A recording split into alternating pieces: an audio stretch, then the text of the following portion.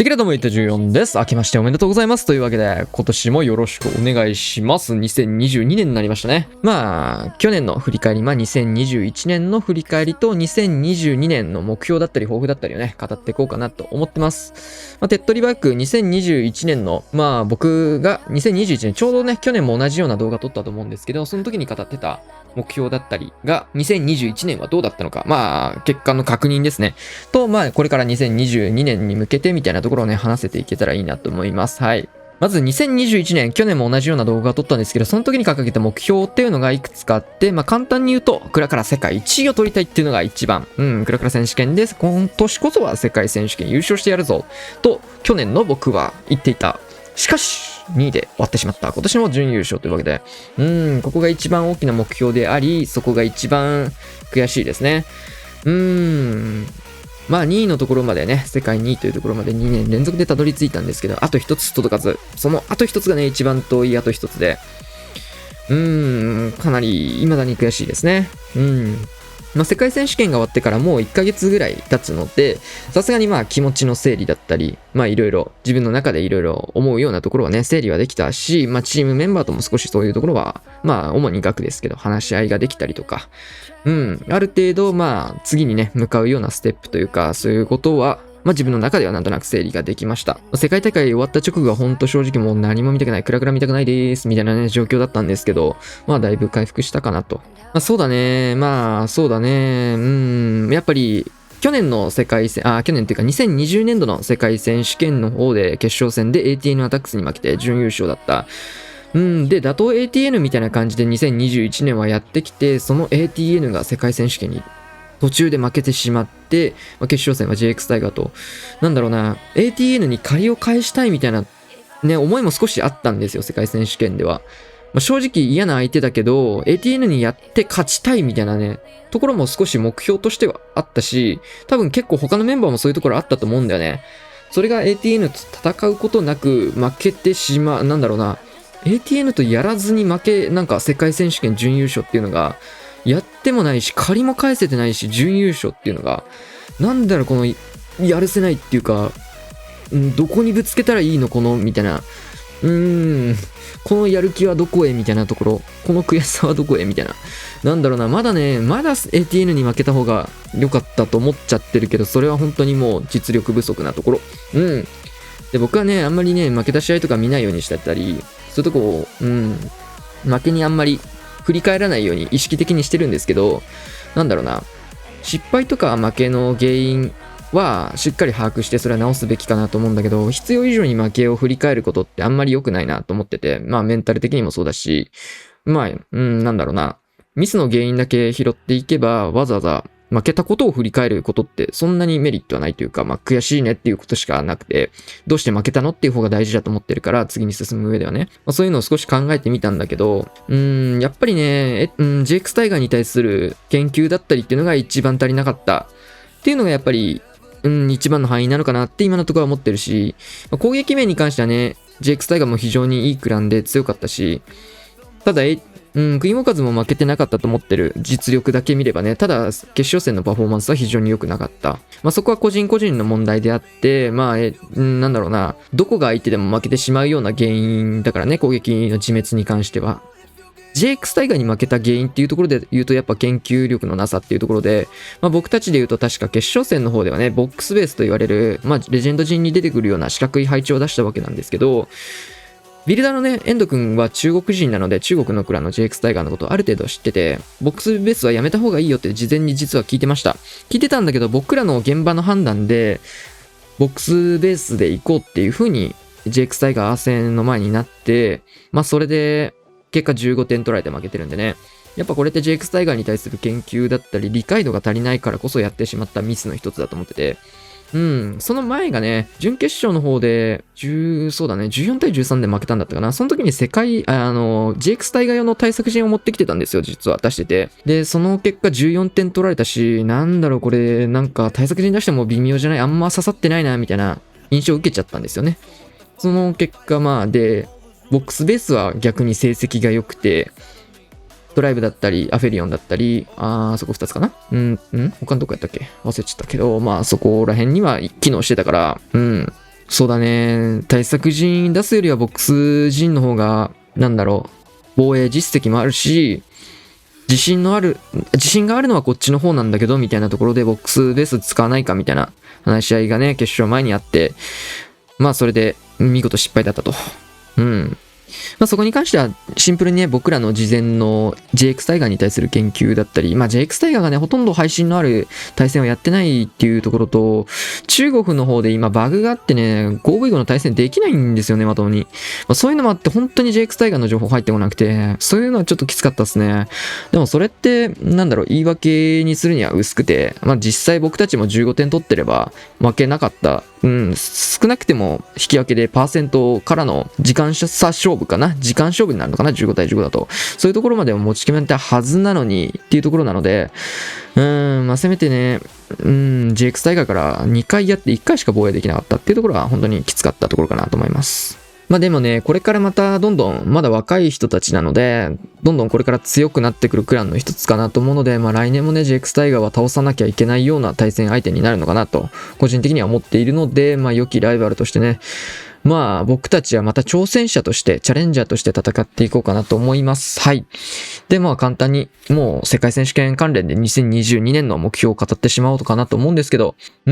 ちょっと気持ちの整理はついたんですけど、やっぱり2022年度も世界大会がある限り、世界大会優勝っていうのをね、目標に頑張っていきたいかなと思いました。正直ね、簡単に言えるようなことじゃないと思ってて、これは。ちゃんと努力して、しっかり取れる位置にいる人じゃないと軽々しく言えない、そういうレベルだと正直思ってます。僕はね、例えば世界大会準優勝2連続取ってますけど、それでも終わった直後に来年は絶対取るみたいなことを、軽々しくあんまり言いたくなかった。それぐらい覚悟と時間も費やさなきゃいけないし、努力も必要だし、そういうのが必要なものだと思ってるから、本気じゃないと言えない言葉だと僕は思っているから、本気な人しか言えない目標だと思ってるから、僕は軽々しく言いたくなかったんですけど、その上で、来年も世界一を目指したいと思いました。まあそれはね、まあやっぱり終わった直後だったり、世界大会終わった直後だったり、いろんな方から Twitter だったり、YouTube だったり、Discord だったりで、まあ日本の方だけじゃなくてね、海外の方からも、またクラクラ界隈じゃないところからも、いろんなところから応援だったり、来年は世界一応援してますみたいな、頑張ってくださいみたいなところとか、2位でもすごかったですよみたいなね、いろいろ本当にいろいろもらって、めちゃくちゃ嬉しかったですね。まあ全部に返信することはできなかったんですけど、ちゃんと目通させていただいております。まあ悔しいっすね。悔しいっすけど、まあ次に進むしかないので、来年世界大会あるなら絶対に取りたいというふうに思いました。まあそのためにはちょっとまだ、実力が足りないっていうことは自覚しているので、来年こそはチームとしても個人としてもいい仕上がりでね、もっといい仕上がりで挑まなきゃいけないっていうのがね、今年で分かったので、まあ3年目の集大成、2度あることを3度あるではなく、3度目の正直としてね、世界大会を取りたいと思います。海外にこういう言葉あんのかな？ちょっとね、世界大会の話が長くなっちゃったんですけど、他の話もね、軽くしてて、確かね、YouTube 頑張りたいですみたいな、今年は YouTube も頑張りますみたいなことね、2021年の開幕に言ってたと思うんですけど、2022年も頑張っていこうと思います。そうだね。2020年から2021年までの間の YouTube の登録者数の伸びよりも、2021年から2022年の伸びの方が若干上回りました。まあ今年というか、まあ2021年度の方が若干伸びました。ありがとうございます、本当に。っていうのと、まあちょっと個人的にはね、去年は、ちょっと去年ってややこしいな。2021年は日本一決定戦っていうね、イベントを、まあ実は僕の案から発案でイベントを企画、日本公式さんを動かして、そういうイベントを起こしていったんですけど、結構個人主催でね、またいろいろちっちゃいイベントだったり、面白そうなね、企画を結構いろいろ考えましたので、2022年度はそういったところでもね、いろいろイベント系だったり、まあ、普通の対戦動画だけじゃなくて、そういう面白い企画とかやっていけたらいいなと思っております。そして、まあ、とりあえずね、一つ、もう言っちゃいましょう。まだ詳細等々決まってないんですが、発表もされてないんですが、クイーンウォーカーズカップ1月の後半戦から始めようと思ってます。クイーンウォーカーズカップ第2弾というわけでね、第1回目がね、結構好評で、公式さんとかからもね、結構、良かったですね、みたいな感じでね、好評いただいたりということでね、第2回もね、またいろいろ巻き込んでね、やらせていただければと思います。はい。前回はね、出れなかったクランだったりとかも把握しておりますので、その辺も、考えつつ、少しね、チーム数も増やしつつっていうのは考えてて、そのうちまた詳細決まりましたら発表させていただきますが、また僕のチャンネルの方でクイーンオカズカップ全試合放送しようかなと思っておりますので、ぜひ、注目というか期待して待ってていただけると思います。いやー、嬉しいです。はい。あとはね、単発だったり、ちょっと面白そうな企画ね、いくつか考えてるので、しっかり詳細が詰め次第、その辺はね、発表できればなと思います。はい。ちょっといろいろ、公式さんだったり、知り合いだったり、そういうところにね、声をかけて始めようかなと思ってます。はい。で、簡単に2021年を振り返ろうかなと思うんですけど、2021年、そうだね、この年度末のクラクラ公式さんの方で、イベントがあった、ゆく年来る年っていうイベントでもあったんですけど、ある程度、そういうところでもね、話はできたと思うんですけど、今年は結構、メディアっていうかインフルエンサー枠っていうところでね、取り上げていただいたんですけど、そういう活動も結構多かったなと思ってます。例えば、日本一決定戦の、メインキャスターとして抜擢いただいたりとか、一番でかかったのはボンクラですかね。普段ボンさんとの絡みってほとんどなかったんですけど、ボンさんと一緒に、ライキくんもいてっていうところで3人で、番組をやっていくっていう形で、個人的にはそういうバラエティ系のガチじゃない、ガチじゃないっつったらあれだけど、ガチガチじゃないクラクラっていうところでの触れ方ができたっていうのは、個人的にはすごくいい経験だったし、コメントに来る層とかも全然違ったりするんですよね。タウンホールがまだ低い方だったり、そもそもクラクラをやってない方だったり、シンプルなボンさんのファンとか、普段クラクラをガチガチで大会しか見てませんみたいな人たちと層が違うところに対してアプローチできたりとか、そういうタウンホール14以外のところもね、クラメンにいるので、そういうところはかなり刺激になりましたし、すごいいい経験をさせていただいたなと思ってます。ボンクラじゃないと関われないような人たちもすごい多かったですからね。例えばポンタさんとかもかなり仲良くなりましたし、仲良くっていうかもう、そっか、クラクラトライアスロンとかもあったね、今年は。2回もありましたね。そうだね、クラロワ界隈だったり、ブロスタ界隈だったりで、そうだね、オフラインで直接お話できたりとかできたので、ブロスタ界隈の、ヤピマルさんとかすごい仲良くなりましたし、もともとね、ラットくんとかは、もともとハーグレで一緒にやっていたのもあるし、ライキくん、ボンさんとは、ボンクラやってるんでね、あっち行った時も、スムーズに初めて会った気がしないぐらいのねボンさんはもともと会ってますけど、ライキくんはね、初めて会ったんですけど、全く初めて会った感がないような感じだったし、ケンツネスさんとか、普段動画で見てるような方々とね、いろいろ喋ることができたりとかで、交流の幅というか、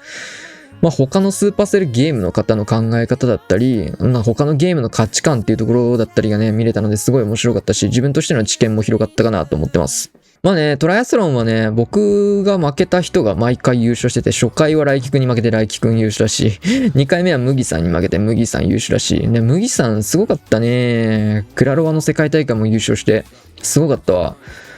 世界大会優勝できると思いますよ、みたいなことね、軽く、オフで言ってたんですけど、本当に優勝したし、すげえよ。自